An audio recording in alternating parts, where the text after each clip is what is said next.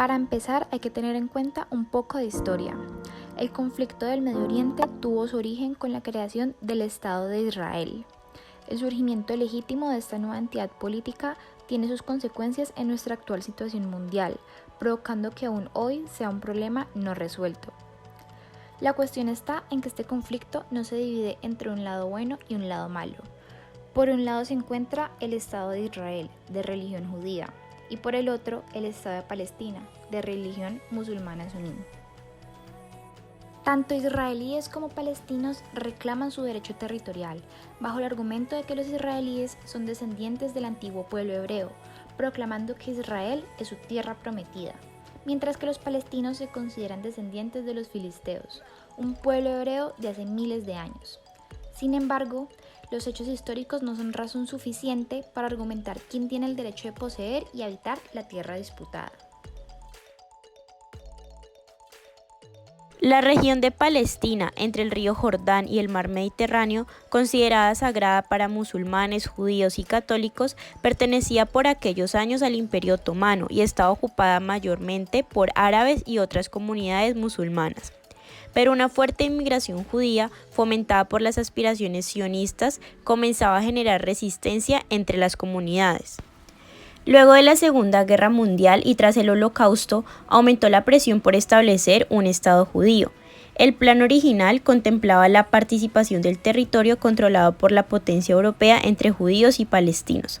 El 29 de noviembre de 1947, la Organización Unida de las Naciones creó un Estado, Israel, para los judíos bajo su mandato, y el resto del territorio quedó para los palestinos.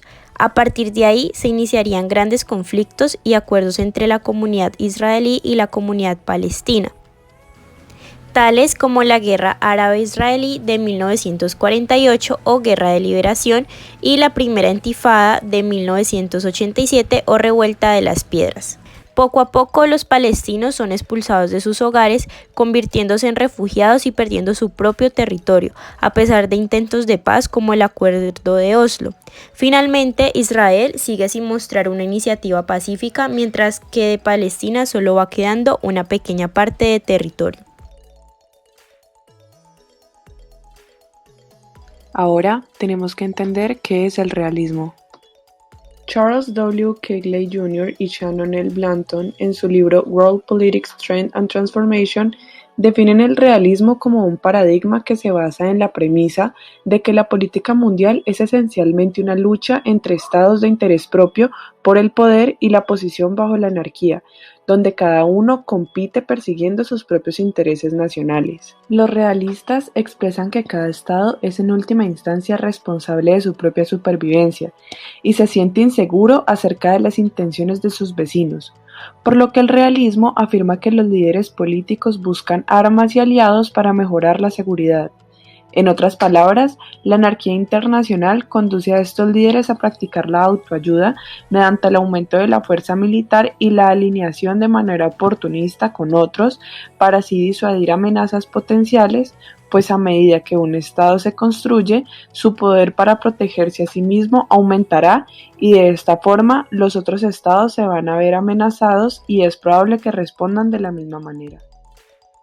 Teniendo en cuenta lo mencionado y explicado anteriormente, vamos a realizar un análisis donde podremos relacionar el conflicto del Medio Oriente y el realismo en las relaciones internacionales. Para ello, hay que partir de la idea de que el sionismo será un elemento clave para la comprensión y el vínculo teórico entre este conflicto mencionado con la teoría del realismo.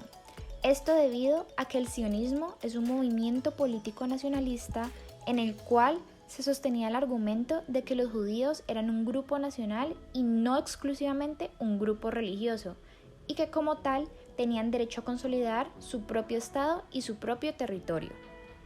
En ese sentido, la teoría realista, desde la perspectiva de las relaciones internacionales, describe una lucha incesante y repetitiva por el poder entre los estados, donde los más débiles van a ser dominados por los más fuertes. Esto se puede ver reflejado en el caso del conflicto en el Oriente entre palestinos e israelíes, debido a que cada bando está en la búsqueda de tomar control el uno sobre el otro, sin permitir que alguna de las partes ceda su poder y por el contrario intentan aumentar su territorio, poder militar, económico y más. Por otro lado, debemos entender que el hombre es un ser naturalmente egoísta y tiene un deseo constante de poder y dominio.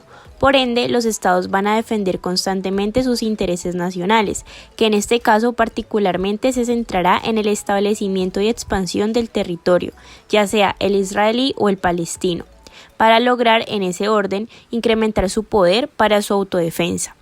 Dado que desde el realismo se considera poderoso aquel Estado que tenga alta capacidad militar, ambas partes se van a equipar gradualmente con mejores armas y ejércitos para maximizar su seguridad nacional, incluso cuando organizaciones como la ONU intervengan limitando dichas prácticas, los Estados serán indiferentes ante estas.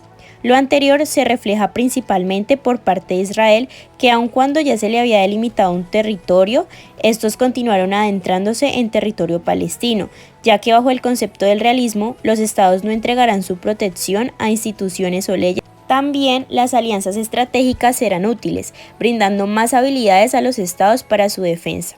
Lo que ocurre cuando, debido a las continuas amenazas de sus vecinos, Israel consolida una alianza estratégica con Estados Unidos, el cual instala su primera base militar en el desierto de Negev de Israel, con el objetivo de militarizar la región y protegerse.